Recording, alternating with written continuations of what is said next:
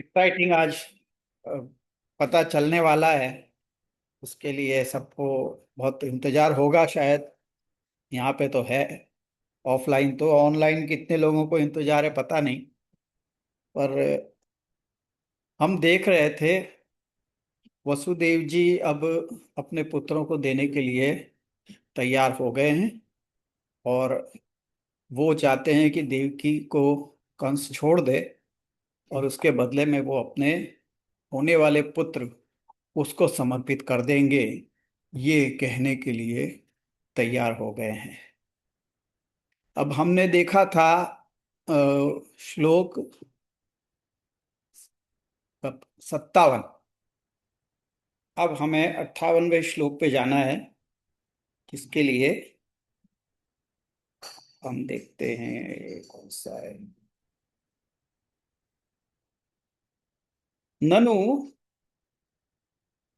पुत्र समर्पणम दृष्टम सत्यम अदृष्टम कथम दृष्टादृष्टयोर बाध्य बाधक भाव इति चेत तत्राह। अब यदि यहाँ पे किसी को शंका आए कि पुत्र समर्पण तो दिख रहा है कि यहाँ पुत्र समर्पण कर रहे हैं वो, लेकिन जो होने वाला है वो तो अदृष्ट है। तो यहाँ पे दृष्ट और अदृष्ट का बाध्य बाधक भाव यानी कि क्या सही है क्या गलत है, तो ये पुत्र समर्पण तो हमें दिख रहा है कि ये योग्य नहीं हो रहा है। आगे क्या अयोग्य होने वाला है ये हम जानते नहीं हैं। तो क्या सही क्या गलत है ये इसका हम कैसे निर्णय ले सकते हैं। इति चेत तत्राह किं दुस्सहमिति। मतलब ये वसुदेव जी जो पुत्र देने के लिए तैयार हो गए वो ऐसे कैसे तैयार हो गए। कोई भी पिता कैसे तैयार हो सकता है ऐसा करने के लिए। किं दुस्सहम नु साधु नाम कि विदुषाम किम अपेक्षितम किम कार्यम कदर्याणाम दुस्त्यजन किम धृतात्मनाम। वो कह रहे हैं कि भला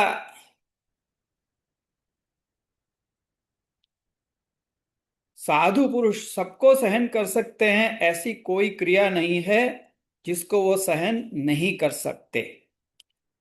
जो ज्ञानी हैं किन दुस्सहम साधु नाम, जो साधु हैं उनके लिए क्या सहन करना रह जाता, वो सभी कुछ सहन कर सकते हैं। विदुषाम किम अपेक्षितम, जो ज्ञान वाले हैं, विदुष यानी जो ज्ञानी हैं वो, उनके लिए क्या अपेक्षित, किसी वस्तु की उनको आकांक्षा ही नहीं होती। जिनको ज्ञान हो जाता है, ज्ञान का चरम बिंदु क्या है, भगवान को जान लेना। और भगवान के को जानने के साथ साथ ये भी समझ लेना कि सब कुछ भगवत रूप ही है। तो जब किसी को ये ज्ञान हो जाता है ना, तो वो फिर उसके लिए कुछ भी वस्तु अपेक्षा की आकांक्षा की रह नहीं जाती है। इसलिए कह रहे हैं किम विदुषाम किम अपेक्षिता। जब सब कुछ भगवत रूप ही है तो फिर जो मिला है वो भी भगवत रूप है ना। फिर और अब क्या चाहिए। तो वो विदुषाम किम अपेक्षिता किम कार्यम कदर्याणाम, जो बुरे हृदय वाले हैं। कदर्य मतलब जो बुरे हृदय वाले हैं, खल हैं जो, उनके लिए नहीं करने जैसा कोई कार्य ही नहीं होता है। वो सब कुछ कर सकते हैं, बुरे से बुरा भी कर सकते हैं। दुस्त्यजन किम धृतात्मा नाम, जिन्होंने आत्मा को धारण कर रखा है, या जो भगवान को हृदय में धारण करके बैठे हैं। आत्मा यानी यहाँ पे परमात्मा की बात हो रही है। तो दुस्त्यजन किम धृतात्मा, तो जो भगवान को हृदय में धारण करके बैठे हुए हैं वो सब कुछ त्याग कर सकते हैं। उनके लिए फिर त्याग नहीं करने जैसा क्या है जाता। यहाँ पे वसुदेव जी कैसे ये दे रहे हैं, यही प्रश्न है ना। तो उसके लिए ही कह रहे हैं कि वो तो सब कुछ त्याग कर सकते हैं जो हृदय में अपने भगवान को लेके बैठे हुए हैं, भगवान को धारण करके बैठे हैं, परमात्मा को धारण करके बैठे हैं। उनके लिए त्याग करने जैसा कुछ रह ही नहीं, मतलब वो सब कुछ त्याग कर सकते हैं। अब अपन इसकी सुबोध निजी देखते हैं। पुत्रस्य अदाने की मोहो हेतु लौकिक शास्त्रम वा आद्यम दूषे। पुत्र के नहीं दान के पीछे क्या हेतु हो सकता है? क्या मोह हेतु है? क्या पुत्र का मोह होता है इसलिए पुत्र देना नहीं चाहिए? या लौकिक कारण से पुत्र को नहीं देना चाहिए? या फिर शास्त्र कह रहा है इसलिए नहीं देना चाहिए? क्या है कारण पुत्र के नहीं देने के पीछे? आद्यम दूषयति साधूनाम शत्रु मित्रोदासीनेषु तुल्य स्वभावानाम किम दुस्सह। अगर मोह है तो जिस वस्तु से हमको मोह हो जाता है उस वस्तु को हम, उस वस्तु से अलग होना, उसका वियोग होना वो हम सहन नहीं कर सकते। जिसको मोह हो वो, मतलब कोई तुम्हारी प्रिय वस्तु को तुमसे छीन ले वो तुम सहन नहीं कर सकते।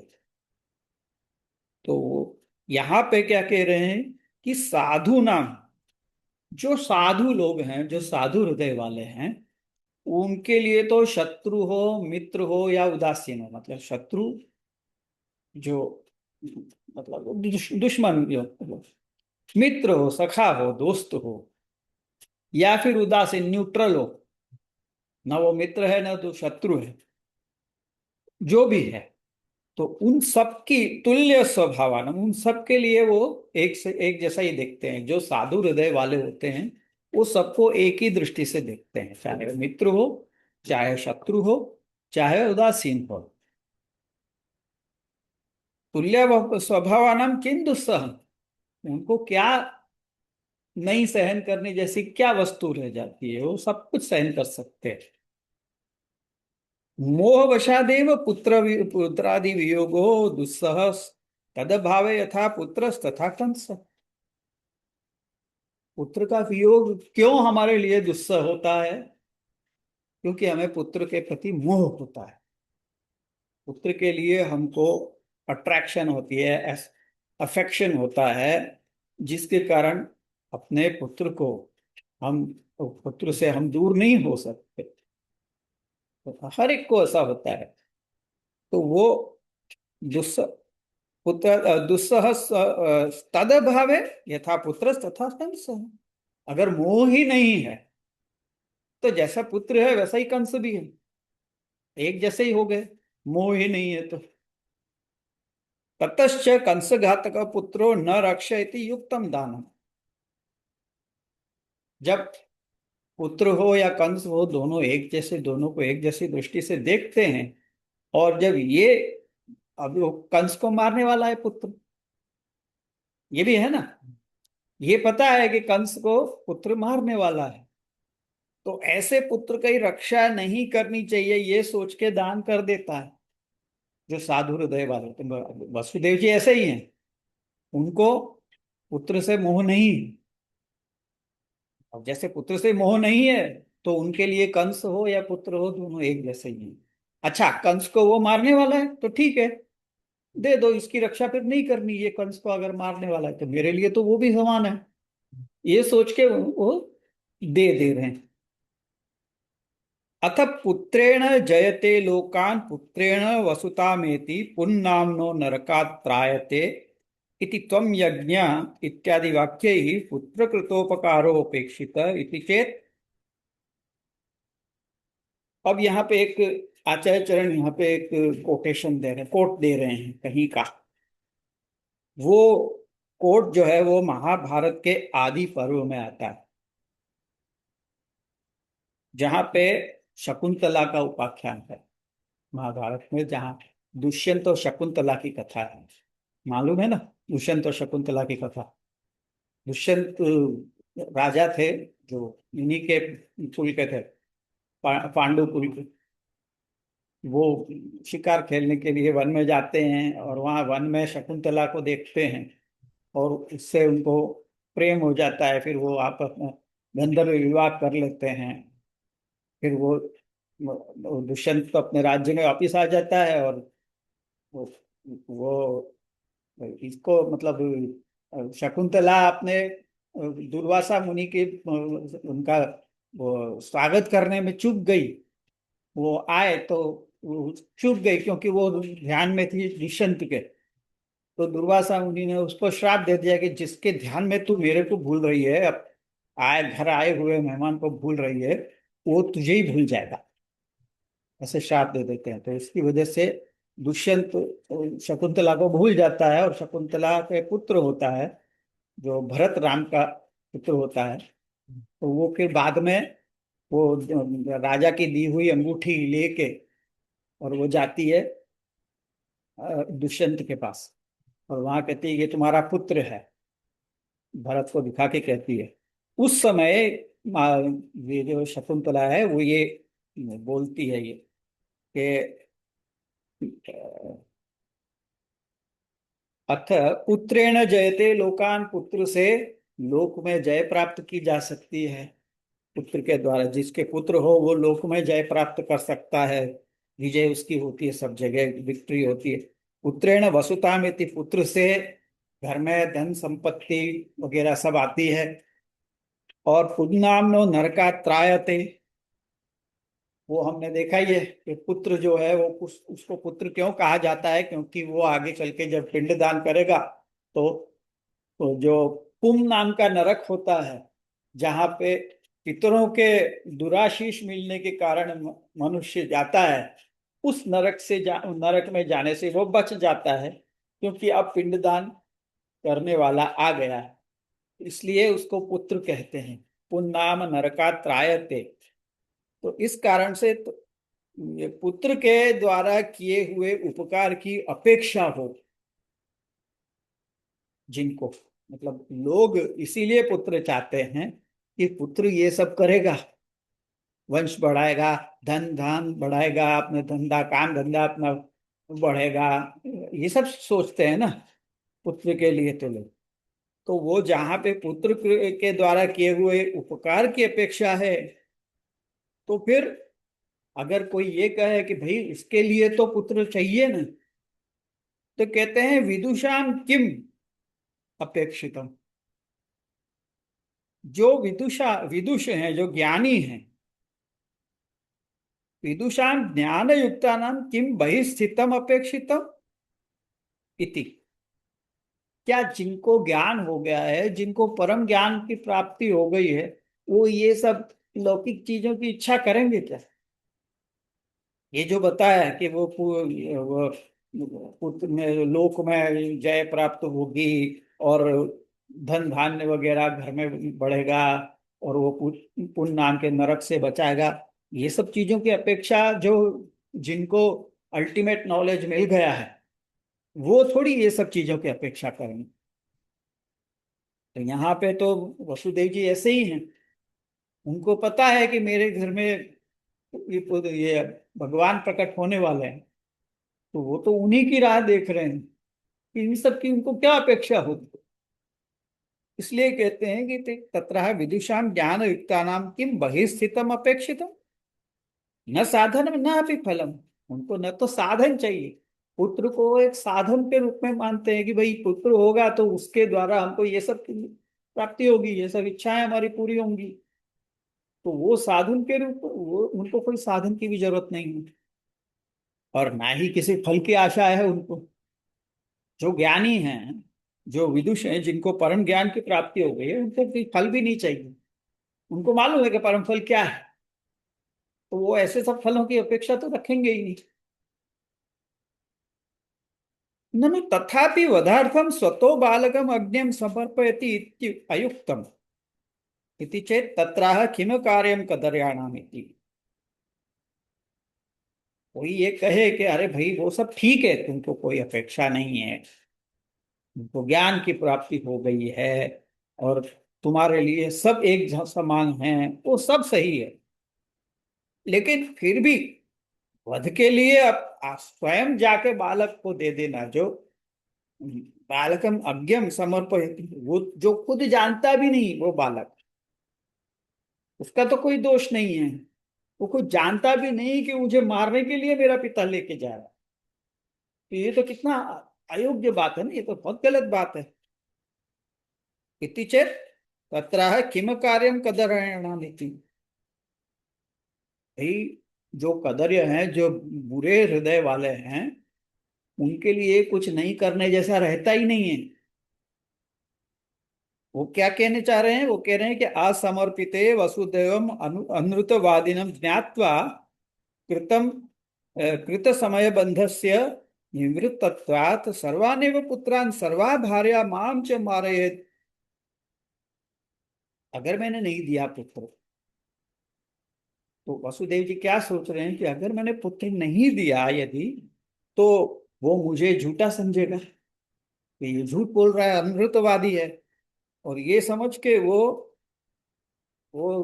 समय का कोई वो सीमा वो देखेगा नहीं। वो देखेगा नहीं कि आठवां पुत्र मारेगा वगैरह, ये सब तब तक रुके हैं, ये सब वो तो सोचने वाला नहीं है।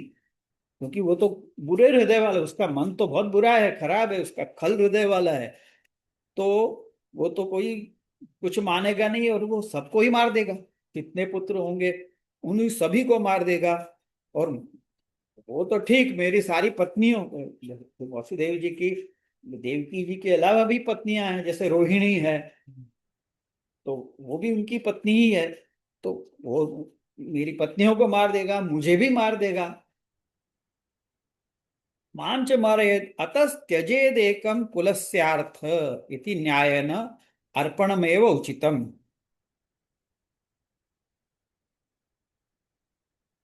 ये कहते हैं त्यजेद एकस कुलस्यार्थ, ये एक न्याय कहा जाता है। एक एक उक्ति है जिसमें ये कहते हैं कि त्यजेद एकस कुलस्यार्थे, यानी एक को अगर कुल की बात आती है, तो एक के लिए मतलब सबके लिए, सबके प्राण बचाने हो तो एक को छोड़ दो, उसके लिए एक का त्याग कर दो, तो उसमें कुछ गलत नहीं है। मिनट, वो पूरा जो है वो, हाँ, त्यजेद एकम कुलस्यार्थे ग्रामस्यार्थे कुलम त्यजेद, ग्रामम जनपदस्यार्थे आत्मार्थम पृथ्वीम त्यजेत। ये सब पूरी, ये एक उक्ति है, जैसे मुहावरा या कहावत है ना, कहावत कहते हैं ना, ऐसे ये संस्कृत में एक कहावत है। ये सनातन परंपरा का तो एक ये है कि ये प्रसिद्ध न्याय है एक से वो, कि जिसे त्यजेद एकम कुलस्य अर्थ न्याय कहा जाता है। ये मुख्य रूप से महाभारत में ही इसका, और चाणक्य की नीति में भी ये बताया गया है कि ये कहते हैं कि इस न्याय में बृहत्तर हित, यानी कि ग्रेटर गुड के लिए, मतलब अगर कुल की बात आ रही है, परिवार की बात आ रही है, परिवार बच जाएगा एक को, एक का त्याग कर देने से, तो एक का त्याग कर देना चाहिए। और अगर गांव का भला हो रहा है, तो परिवार का त्याग कर देना चाहिए। और परिवार का त्याग करने देने से गांव का भला हो जाता हो, तो परिवार का त्याग कर देना चाहिए। अगर देश के लिए गांव का त्याग करना पड़े, मतलब देश का अच्छा हो रहा है तो गांव का त्याग करना पड़े, तो वो कर देना चाहिए। और सबसे बढ़ के अगर आत्मा के हित के लिए सोचना है, तो फिर सब कुछ त्याग कर देना चाहिए। तो मतलब एक से बढ़कर दूसरा है ये। तो उस न्याय से यहाँ पे कह रहे हैं कि त्यजेद एकम कुलस्यार्थे, इस न्याय से समर्पण ही उचित है। अगर मैं ये पुत्र दे दूं तो बाकी पूरा परिवार बच जाएगा, तो ठीक है ना, इस पुत्र को मैं दे देता हूं, ये सोच के भी वो दे रहे हैं। न च एतन न करिष्यति इत्याशंकरीम। आप ये मत सोचना कि ऐसा सब नहीं करेगा कंस। क्यों? यत कदर्याणाम कंसादीनाम किम अकार्यम। वो कदर्य है, वो तो बुरे हृदय वाला है, उसका हृदय ही राक्षसी हृदय है। वो कोई मनुष्य की तरह नहीं सोचता है।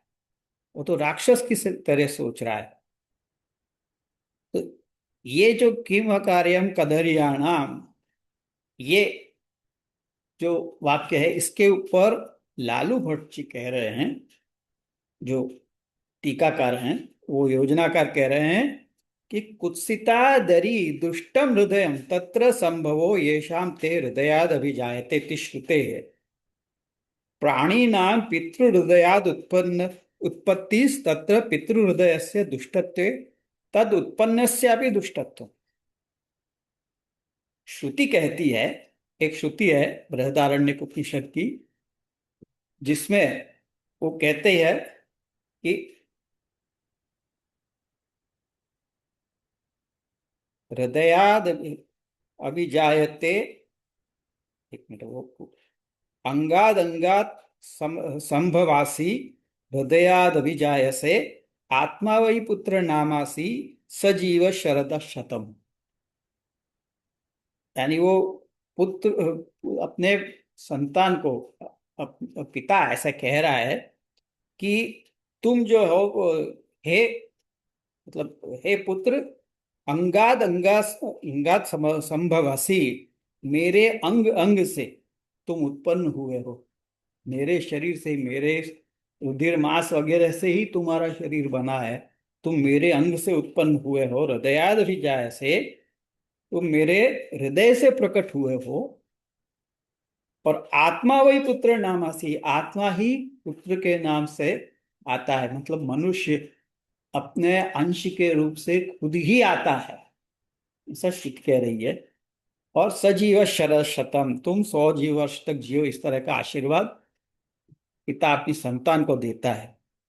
तो उस हिसाब से हृदय से पुत्र का, मतलब संतान उत्पन्न होता है, ये कहने से प्राणी नाम पितृहृदयाद उत्पत्ति तत्र पितृहृदय से दुष्टत्व, अगर पिता का हृदय दुष्ट हो तो तद उत्पन्नस्यापि दुष्टत्वम, तब उसका उत्पन्न जो पुत्र होगा या जो भी संतान होगी वो भी दुष्ट ही होगी। ये बात यहाँ क्यों कही?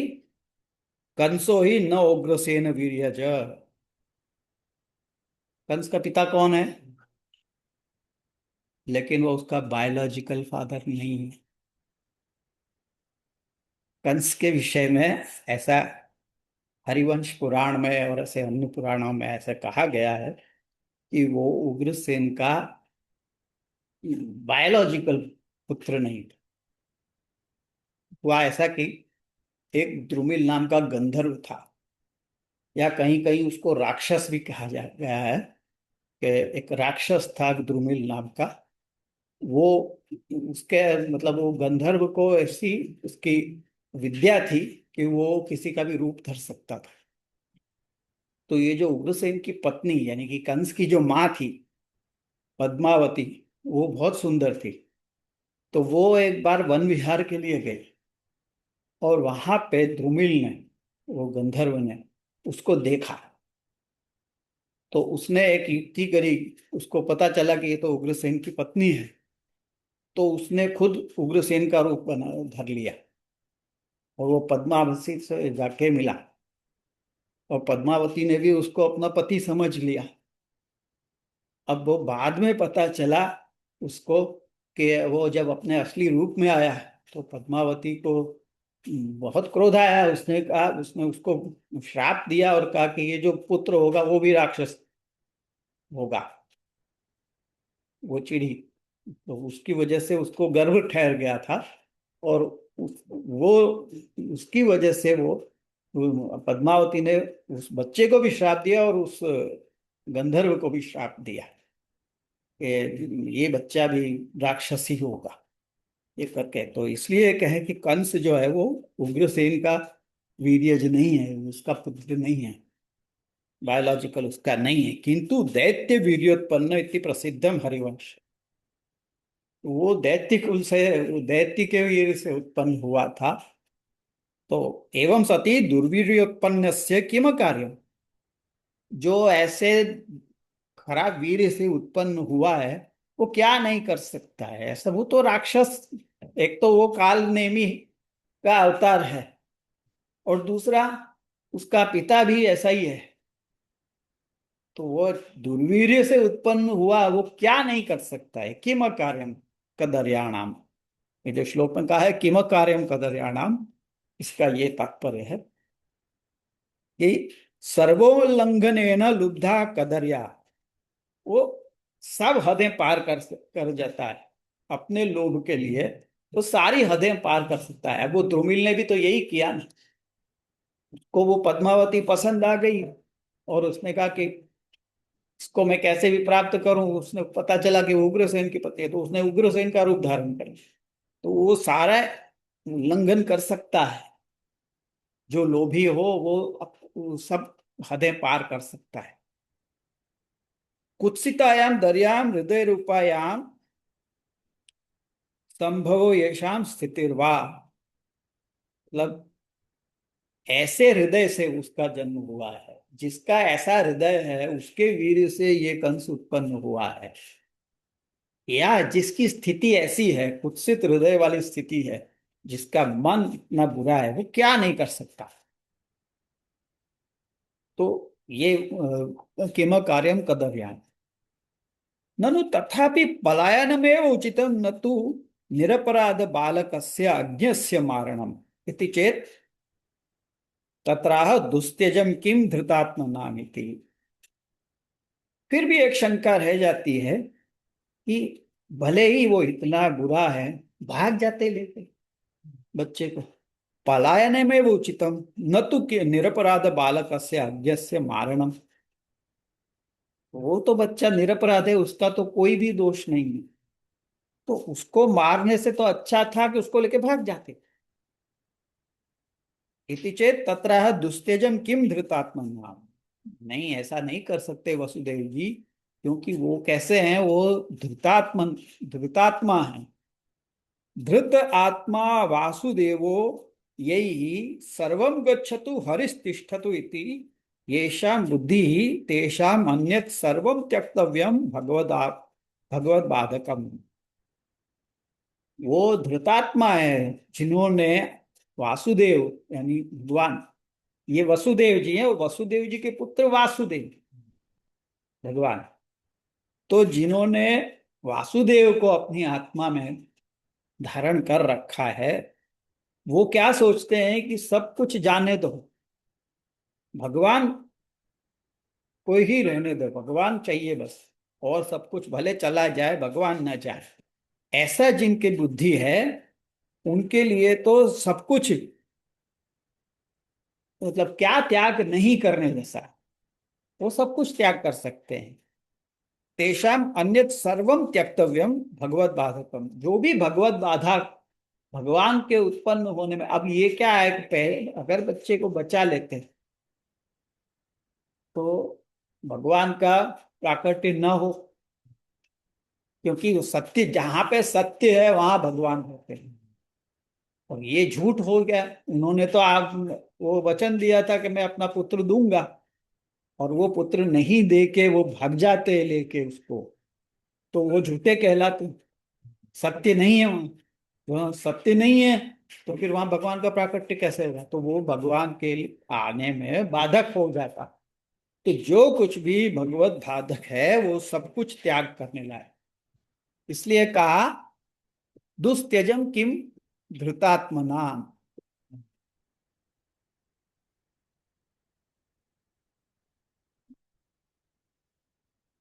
असमर्पणम, यहां देखो ऊपर से तीसरी पंक्ति, असमर्पणम च सर्वनाशकत्वात् भगवत बाधकम। अगर नहीं देते तो सर्वनाश हो जाता और भगवत बाधक हो जाता। भगवत बाधक, भगवान का प्रकट होने में बाधा उत्पन्न हो जाती। भगवदीया नाम त्याज्य वस्तुषु कोपि गुण दोष विचारो नास्ति इति पूर्व प्रतिज्ञात से समर्पणम युक्तमेव। जो भगवदीय हैं उनके लिए त्याज्य वस्तु, मतलब त्याग करने लायक वस्तु के कोई भी गुण दोष का विचार नहीं होता। त्याग है, त्याग करना है तो त्याग करना है, उसमें क्या गुण है क्या दोष है ये विचार नहीं करते। भगवान के लिए है ना। सत्य के लिए त्याग सब कुछ ही कर सकते हैं। ये जो कह रहे हैं कि भाई बच्चे को देना ठीक नहीं है, बच्चे का त्याग करना उचित नहीं है, तो भगवत जी के लिए ये सब विचार होता ही नहीं है। वो गुण दोष का विचार नहीं करते कि इसमें दोष है या इसमें गुण है, ये कर लूं, बचाने में गुण है, बचाने में अच्छा है, त्याग भाग जाने में अच्छा है, इसको दे देने में, मरवा देने में बुराई है, ये सब सोचते ही नहीं है। क्योंकि भगवत भगवान के लिए उन्होंने, अपने स्वार्थ के लिए नहीं, भगवान के लिए नहीं किया ऐसा। इसलिए जो पूर्व प्रतिज्ञा करी उन्होंने, उसके वजह से समर्पण करना ही उचित है।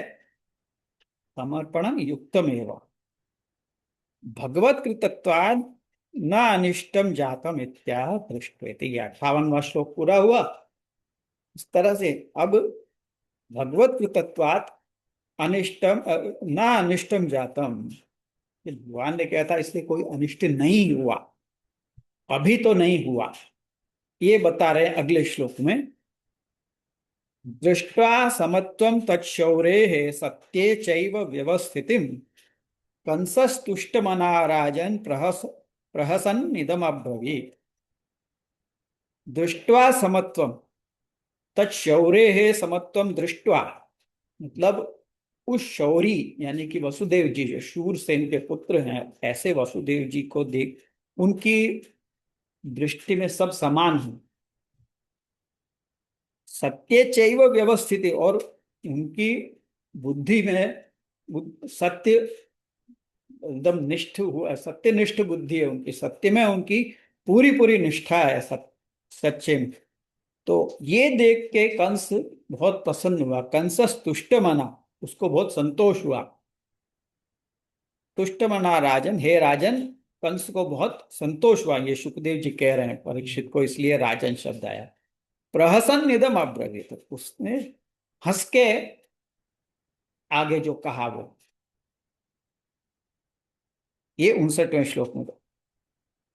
शौरेर वसुदेवस्य पुत्रे स्वस्मिंश्च तुल्यतां दृष्ट्वा अन्योन्य घातकत्वम् उभयोर ज्ञात्वा स्वस्य औदासीन्येन स्थितिरेव समता सत्ये वाक्ये चैव व्यवस्थिति मत व्यवस्थिति मत,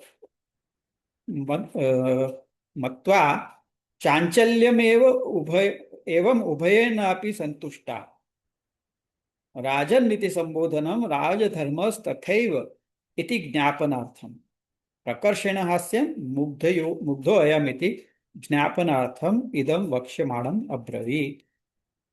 वो कह रहे हैं कि शौरी जो वसुदेव जी, जो शौरी के नाम से प्रसिद्ध है, क्योंकि वो शूरसेन के पुत्र हैं और अपनी वचन के पूरे पक्के हैं, तो इस कारण से कंस ने देखा कि वसुदेव जी की दृष्टि समान है, जैसा पुत्र है वैसा ही वो मेरे को भी समझता है, जैसे वो अपने पुत्र को समझते हैं वैसे ही मुझे भी समझते हैं।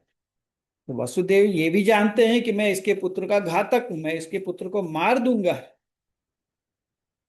ये भी जानते हैं। और इसका शत्रु, इसका पुत्र मेरा घातक होगा ऐसा जानते हुए भी, मतलब इसमें वो कंस ये सोच रहा है कि इसका पुत्र मेरे मारने वाला है और मैं इसको मारने वाला हूं, ये जानते हुए भी समान, दोनों में समता देखी है उसने। और सत्य पे इसकी दृढ़ स्थिति है, मतलब इसके नहीं, इसने जो वचन दिया है वो तो उसको पालन करके ही रहेगा, ये देखा उन्होंने। अर्थात वसुदेव का मन डिगा नहीं, उसने ये देखा कि उसके मन डिगा नहीं। भले अब कोई भले कह दे कि मैं दे दूंगा, लेकिन जब सच में पुत्र होता है तो कोई दे नहीं देता। जैसे कोई अगर कहे, कोई बहुत प्रेम है और वो कहे कि भाई तुम्हारे पुत्र होगा तो मैं, मुझे दे देना, तो वो हंस के कह देते हैं हाँ हाँ दे दूंगा। लेकिन जब वास्तव में पुत्र होता है, जब बालक होता है, तो अपने बालक को किसी को देने के लिए कोई तैयार नहीं होता, मन डगमगाई जाता है। और ये तो मारने के लिए दे रहा है, उनको मालूम था कि ये मारेगा, तब भी उनका मन डिगा नहीं। और मेरे पास पुत्र को ले आया है फिर भी ये लेके आ गया है, ये सोचा। तो फिर इसको देख के वो खुश हो गए। ये व्यवस्थिति मत स्थिति स्थिति चांचल्यम एवं अभयनापि संतुष्ट, दोनों अचांचल्यम, अचांचल, उसका मन चंचल नहीं हुआ, अरे नहीं नहीं नहीं दूं ऐसा नहीं, पर वो दृढ़ रहा। ये देख के वो बहुत खुश हो गया। यहाँ पे जो राजन संबोधन दिया सुखदेव जी ने वो परीक्षित के लिए, तो वो संबोधन दिया है राजधर्म तथैव इति ज्ञापनात्।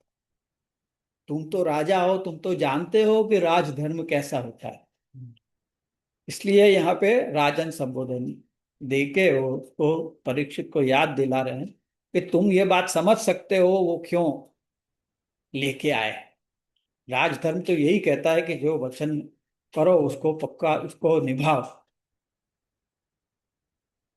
और फिर प्रहसन इदम अब्रवीत कहा, उसने हंस के कुछ कहा। कंस ने जो जो कहा है वो तो अगले श्लोक में आएगा, पर उसी के लिए ये कह रही है, प्रहसन निदम अब्रवीत प्रकर्षेण हास्यम मुग्धोयमिति ज्ञापनार्थम। अरे ये नहीं समझता, ये तो भोला है, यूं सोचा उसने। मतलब वो लेके भी आ गया, उन्होंने कहा कि मैं लेके आऊंगा और लेके भी आ गया। अरे ये तो इतना भोला है, ये सोच के वो हंसा कंस। और उसने हंस के कुछ कहा, इदम वक्ष्यमाणम अब्रवीत, आगे जो अगले श्लोक में कहा है वो बोला। क्या बोला? प्रतियातु कुमारोयम न यस्मादस्ति में भयम, अष्टमा अष्टमाद युवयोर गर्भान मृत्युर्मे विहित किल। इसे तुम वापस ले जाओ, प्रतियात कुमारोयम, इस कुमार को, इस बालक को तुम वापस ले जाओ।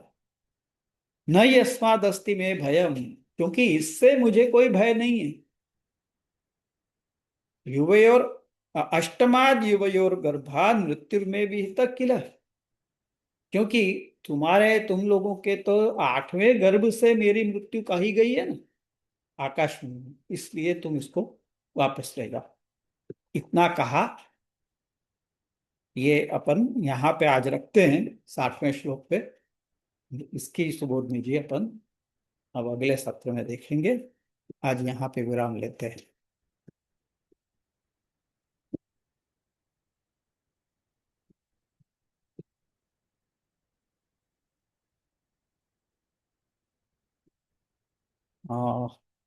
यहाँ पे कुछ है अभी कुछ पूछने समझने जैसा?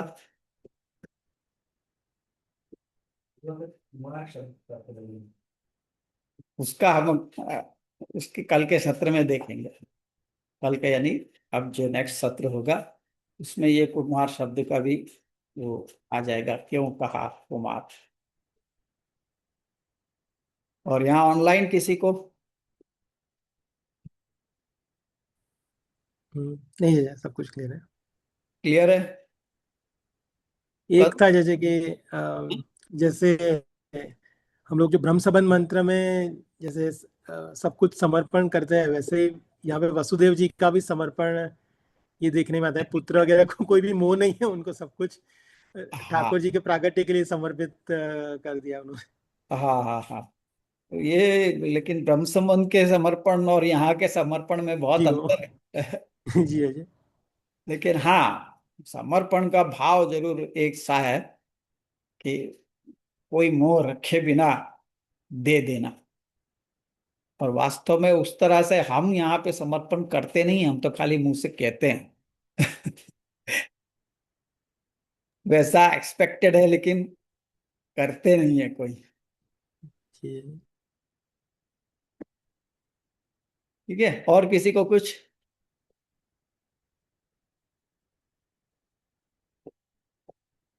अगर नहीं तो यहाँ पे रखते हैं अपन। आश्रय के पद के साथ समापन करते हैं। दृढ़ चरण